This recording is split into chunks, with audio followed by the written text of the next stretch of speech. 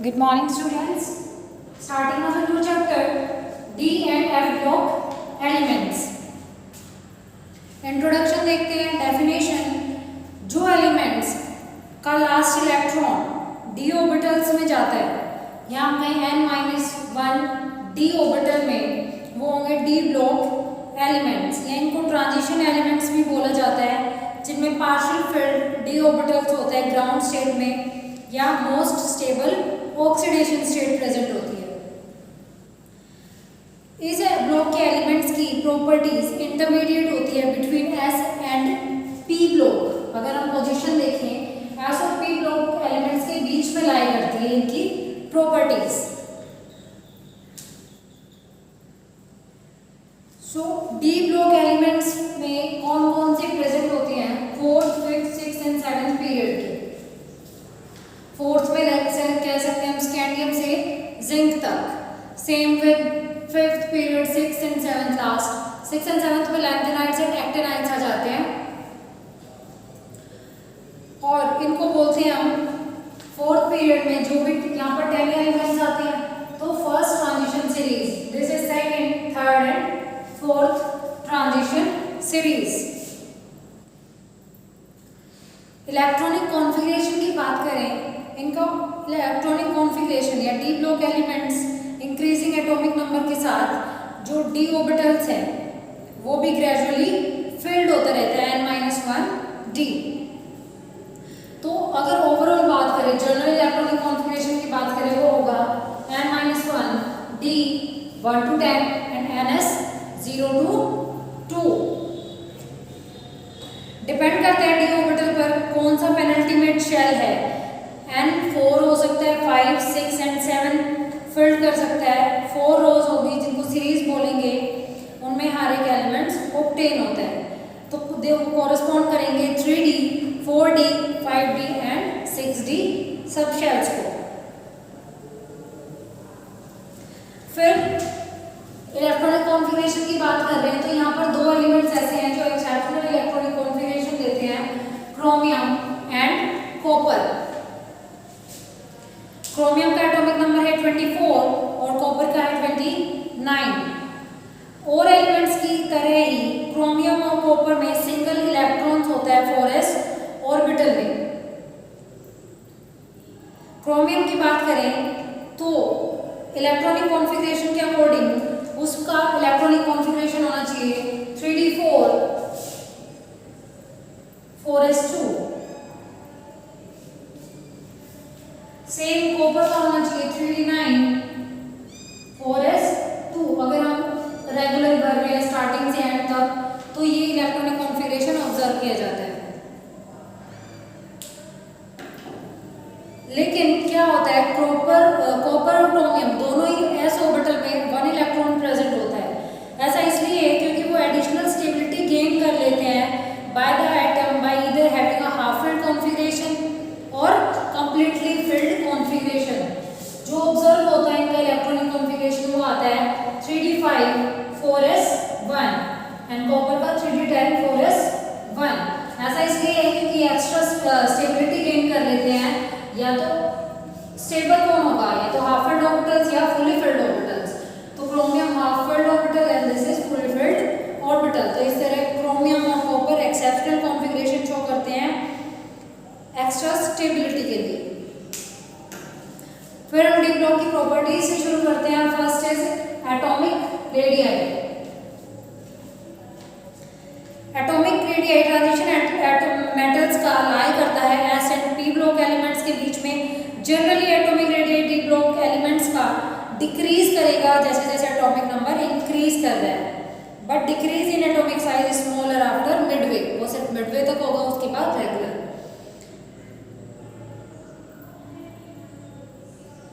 Ionic radii की बात करें तो आयनिक रेडियाई में भी जो ट्रेंड फॉलो होता है वो सेम है as of atomic radii. Ionic radii transition metals का डिफरेंट होता है डिफरेंट ऑक्सीडेशन स्टेट्स में, और ट्रांजिशन मेटल्स का स्मॉलर होता है then representative elements belonging to the same period. Next is metallic characters. अगर हम मरकरी को छोड़ दें,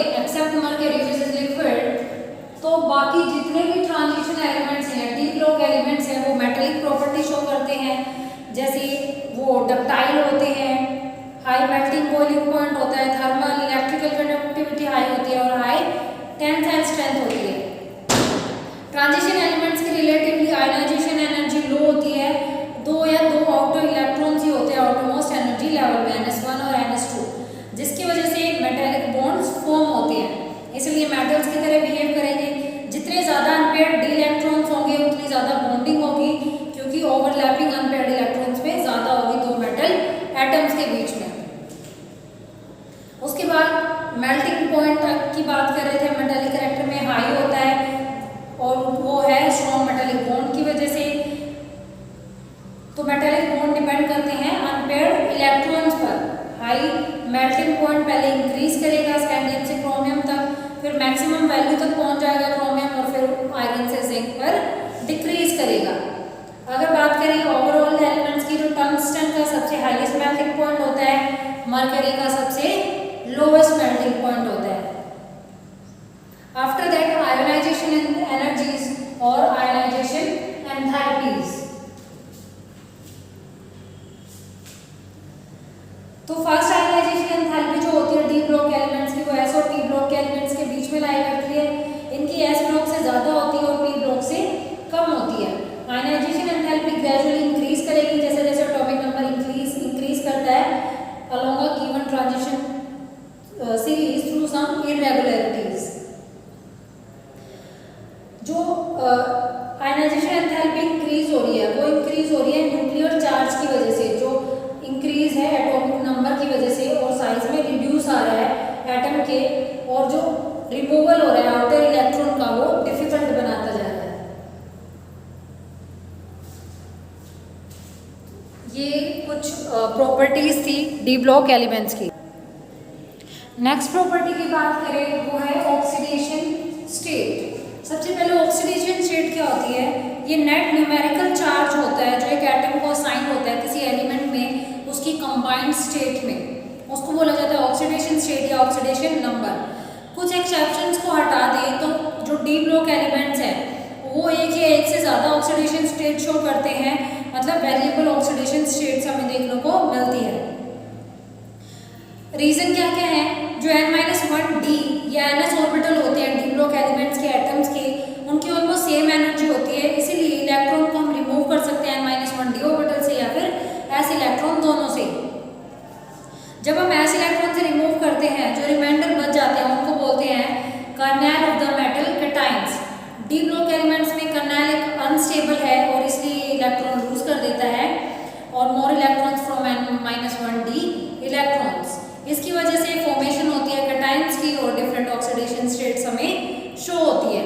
जितने भी ट्रांजिशन एलिमेंट्स हैं वो वेरिएबल ऑक्सीडेशन स्टेट दिखाते हैं except last member in each series. Minimum oxidation state की बात करें तो वो होता है total number of electron in 4s lost. Maximum की बात करें, मैक्सिमम एक ऑक्सीडेशन स्टेट कब शो होती है? Total number of electron in 4s plus number of unpaired electron in 3d lost. Highest oxidation state की बात करें वो शो करता है रुथेनियम एंड ओस्मियम।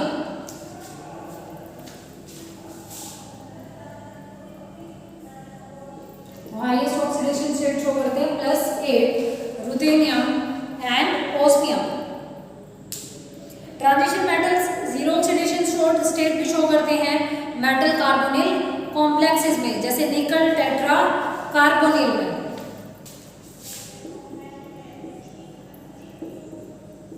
इनकी ऑक्सीडेशन स्टेट क्या होगी? जीरो ऑक्सीडेशन स्टेट होगी।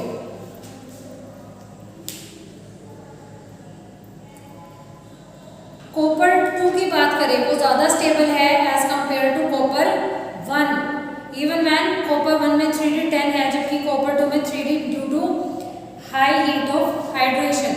तो Cu2+ ज्यादा स्टेबल है एज कंपेयर टू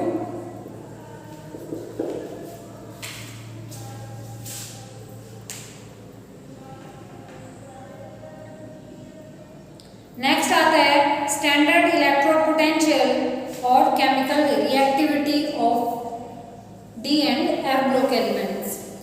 ये हम नेक्स्ट लेक्चर में स्टडी करेंगे। Thank you.